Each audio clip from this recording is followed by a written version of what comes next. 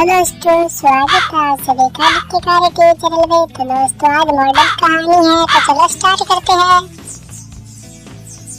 गांव का एक पुराना कच्चा घर, आंगन में पीपल का पेड़ है। घर के भीतर रतनलाल खांसी से जूझते हुए खाट पर लेटे हैं। दुर्गा उनके पास बैठी हुई है, उनकी आंखों में चिंता और थकान है। गीता और बबीता उनकी सेवा में लगी है। गीता रतनलाल के लिए काढ़ा बना रही है और बबीता पंखा जला रही है। गाँव के सन्नाटे के बीच केवल खांसी की आवाज गूंजती है।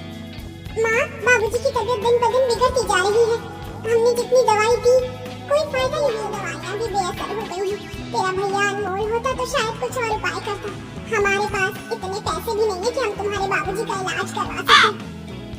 माँ, हमारी सास भी फोन पर कहती रहती है कि गाँव की हवा से माँ बाबूजी ठीक नहीं होंगे। डॉक्टर भी कह चुके हैं कि शहर में इलाज कराना होगा। हाँ, पर भैया की नौकरी उस शहर में, छुट्टी लेना भी मुश्किल है। उन्हें छुट्टी मिलती ही कहाँ है। शहर वालों को छुट्टी लेकर कहीं आना जाना बहुत मुश्किल होता है। अब तो फोन करना ही पड़ेगा दीदी। हमारी चिंता से ज्यादा अब माँ बाबूजी की जान की चिंता है, वरना उनकी हालत ज्यादा खराब हो सकती है। तो मेरे प्यारे दोस्तों, आपने यदि ये कहानी को लाइक नहीं किया है तो प्लीज दोस्तों लाइक कर दीजिए और मेरे चैनल को भी सब्सक्राइब कर दीजिए। यदि आप मेरे लाइक कर देंगे और चैनल को सब्सक्राइब कर देंगे तो क्या बिगड़ जाएगा। मैं आपके लिए इतनी मेहनत से कहानियाँ बना के लाती हूँ दोस्तों। गीता सहमति में सिर हिलाती है और अनमोल को फोन लगाती है। अनमोल फोन उठाता है। हेलो गीता दीदी, क्या हाल है? सब ठीक है ना? गाँव में माँ बाबूजी कैसे हैं? आप उनसे मिलने जाती हो या नहीं? भैया कुछ ठीक नहीं है। मैं और बबीता हम दोनों गांव में माँ बाबूजी के पास ही हैं। माँ बाबूजी की हालत बहुत खराब है। हमसे जितना हो सकता था किया, पर अब उन्हें डॉक्टर को दिखाने की सख्त जरूरत है। माँ बाबूजी दिन रात आपका नाम ही लेते रहते हैं। क्या इतनी खराब हालत हो गई है? तुमने पहले क्यों नहीं बताया? भैया अब और देर नहीं कर सकते। तुम यहाँ आ जाओ माँ बाबूजी को देखने। उन्हें अच्छे डॉक्टर से इलाज की बहुत ज्यादा जरूरत है। ठीक है, मैं साक्षी के साथ कल सुबह गाँव आ रहा हूँ, तुम चिंता मत करो। अगले दिन सुबह अनमोल अपने शहर की मॉडर्न पत्नी साक्षी के साथ गांव पहुंचता है। घर के आंगन में गीता और बबीता उनका स्वागत करते हैं। साक्षी अपने शहरी परिधान में कुछ असहज दिख रही है, जबकि अनमोल तुरंत रतनलाल और दुर्गा के पास जाता है। माँ, ये क्या हो गया? आपने इतनी गंभीर हालत में मुझे क्यों नहीं बुलाया? क्या मैं आपका बेटा नहीं हूँ? आपको मुझे सब कुछ बताना नहीं चाहिए था? बेटा, तू शहर में अपनी नौकरी में व्यस्त रहता है। तुझे परेशान नहीं करना चाहती थी, इसलिए मैं तेरी। तो मेरे प्यारे दोस्तों, तब तक आप इस पहले का आंसर दीजिए। लड़की का नाम बताना आपको y + 3 बराबर क्या होता है दोस्तों। तो जल्दी से आप इस आंसर को कमेंट में बता देना, क्योंकि ये आंसर बहुत ही सिंपल है। तो जल्दी से जल्दी इस आंसर को कमेंट में बताएं दोस्तों। हेलो से तुझे कुछ बताने से मना कर दिया था। अब तो भगवान ही मालिक है बेटा। गाँव की हवा और इन बेटियों ने जितना हो सका किया, पर अब तो हालत हाथ से बाहर हो रहे हैं। हाँ माँ जी, बस अब अनमोल यहाँ है, सब ठीक हो जाएगा। वैसे भी गांव की हवा में शायद आराम नहीं मिल रहा होगा। मैं तो कहती हूँ आपको हम शहर के किसी बड़े अस्पताल लेकर चलते हैं। भाभी, गांव की हवा सुकून भरी होती है, लेकिन इलाज की जरूरत शहर के डॉक्टरों की ही है। और भाभी, आप भी गाँव की हवा के आदी हो जाओगी। कुछ दिन रहकर अच्छा लगेगा आपको भी यहाँ। हाँ, कोशिश करूंगी, लेकिन सच कहूँ ये सब बहुत नया लग रहा है। मुझे नहीं लगता कि मैं यहाँ के वातावरण में रह पाऊंगी या नहीं। साक्षी के ये कहने पर दोनों गांव की बहनें चुप हो जाती हैं। पहले तो साक्षी को उनका रहन सहन तरीका बिल्कुल भी पसंद नहीं आता।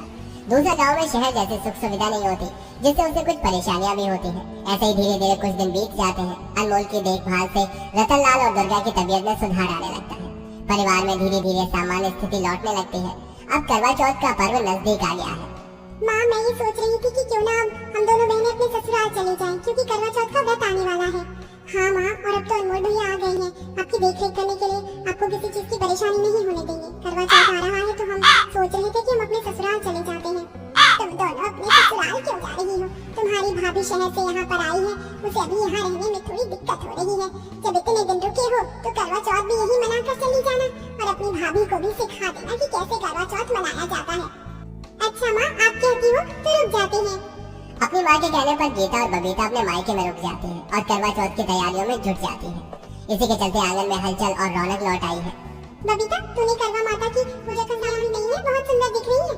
हाँ दीदी, सब तैयार है। माँ के लिए भी करवा लाई हूँ। ये करवा चौथ हमारे लिए हमेशा से खास रहा है। करवा माता की पूजा बिना श्रद्धा पूरी नहीं होती। अरे वाह, तुम दोनों तो करवा चौथ की बड़ी भक्त निकली। मैं भी इस बार व्रत रखूंगी, लेकिन अपने तरीके से। तुम लोग तो पता नहीं कैसे व्रत रखते हो। भाभी, अपने तरीके से मतलब? मेरा मतलब ये है कि मैं शाम को 4 बजे तक पूजा कर लूंगी और उसके बाद कुछ खा लूंगी। पूरा दिन भूखा नहीं रहा जाता मुझसे। वैसे भी शहर में हम करवा चौथ कैसे रखते हैं। भाभी, करवा चौथ का व्रत पूरी श्रद्धा और विश्वास से रखा जाता है। दिन भर निर्जल रहना होता है। शाम को 4 बजे करवा माता की कथा सुनी जाती है और डूबते हुए सूरज को अर्घ दिया जाता है। लेकिन इसका मतलब ये नहीं कि पूजा के बाद हम कुछ भी खा पी सकते हैं। पूरी भक्ति और श्रद्धा के साथ व्रत को करने के बाद ही करवा माता प्रसन्न होती है। अरे ये तो पुरानी बातें हैं, अब तो समय बदल गया है। मैं बस अपने तरीके से पूजा कर लूंगी। भाभी, हमें अपनी परंपराओं का सम्मान करना चाहिए। करवा चौथ सिर्फ व्रत नहीं है, ये विश्वास और समर्पण का प्रतीक है। आपको तरीकों के हिसाब से ही व्रत रखना चाहिए। हाँ, लेकिन मैं अपने आप को भूखा नहीं रख सकती। अब तुम दोनों गांव में इतनी गंवार होगी, मॉडर्न जमाने में चलना ही नहीं चाहती, तो इसमें मेरी क्या गलती? चल, अब मैं चलती हूँ, मुझे और भी तैयारी करनी है। इस तरह साक्षी गीता और बबीता की बातों को नजरअंदाज करके अपने कमरे में चली जाती है। ऐसे ही कुछ दिन बीतने के बाद करवा चौथ का दिन आ जाता है। गीता और बबीता ने सुबह से व्रत रखा हुआ है। वे सादगी से सजी हुई। तब तक दोस्तों आप फिर से इस पहले में लड़की का नाम बताइए। B+नल बराबर क्या होता है दोस्तों? तो लड़की का नाम बहुत ही सिंपल तरीके से आ रहा है। आप जब इन्हें पढ़ोगे तो सिंपल से ही आ रहा है। तो दोस्तों इसमें लड़की का नाम जल्दी से कमेंट करो और पहले नंबर 2 करके कमेंट कर देना। है और घर के आंगन में पूजा की तैयारी कर रही है। बबीता ने आंगन में एक रंगोली बनाई है और उसके पास में करवा चौथ माता की तस्वीर रखी है और करवा चौथ की सामग्री भी। दूसरी ओर साक्षी अपने मॉडर्न आउटफिट में मेकअप कर रही है और अपने फोन में व्यस्त है, सेल्फियां ले रही है। देखो, मैंने कितनी अच्छी सेल्फी ली है। करवा चौथ स्पेशल सेल्फी। आज मैं कितनी सुंदर लग रही हूँ इस मॉडर्न साड़ी में।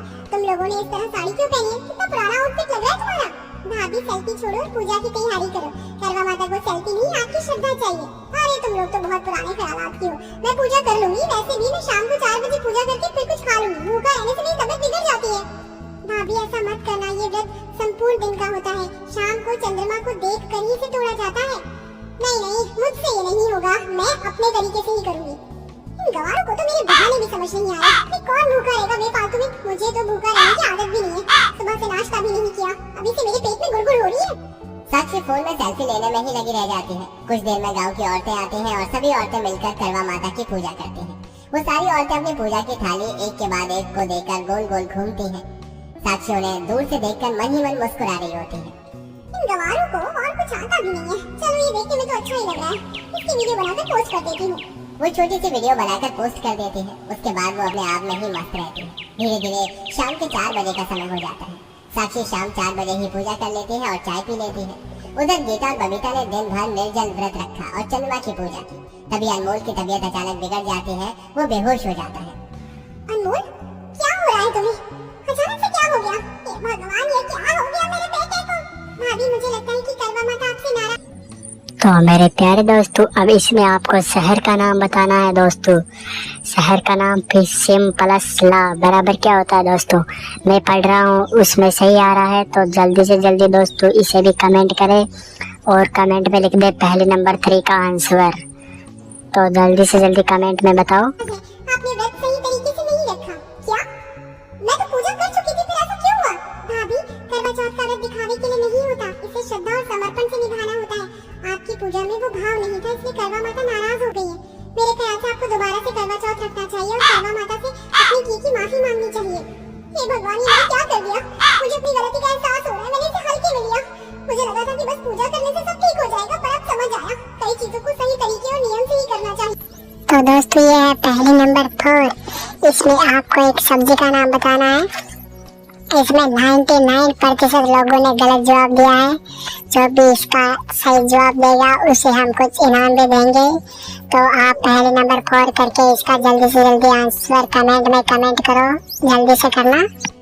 साक्षी सबसे पहले अनमोल को किसी अच्छे डॉक्टर को दिखाती है, लेकिन फिर भी अनमोल को होश नहीं आता। वो बिस्तर पर एक जिंदा लाश की तरह पड़ा होता है। साक्षी ये देखकर बहुत घबरा जाती है और परेशान हो जाती है।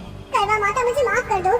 मैं आपका व्रत दोबारा से करूंगी और इस बार अपनी भक्ति और श्रद्धा को खराब नहीं होने दूंगी। अपना पूरा समर्पण दूंगी।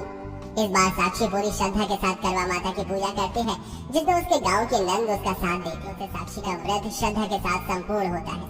जिसके बाद अनमोल को होश आ जाता है। इस बार साक्षी चांद को छलनी में से देखकर अपने पति अनमोल के हाथों से पानी पीकर अपना व्रत तोड़ती है और उस दिन के बाद से वो हर साल करवा चौथ के व्रत को पूरे भाव और श्रद्धा के साथ रखती है। तो दोस्तों, क्या आप भी मानते हैं कि ज्यादा मॉडर्न होना कभी कभार रिश्तों को खराब कर देता है? कमेंट करके हाँ या ना में हमें जरूर बताएं।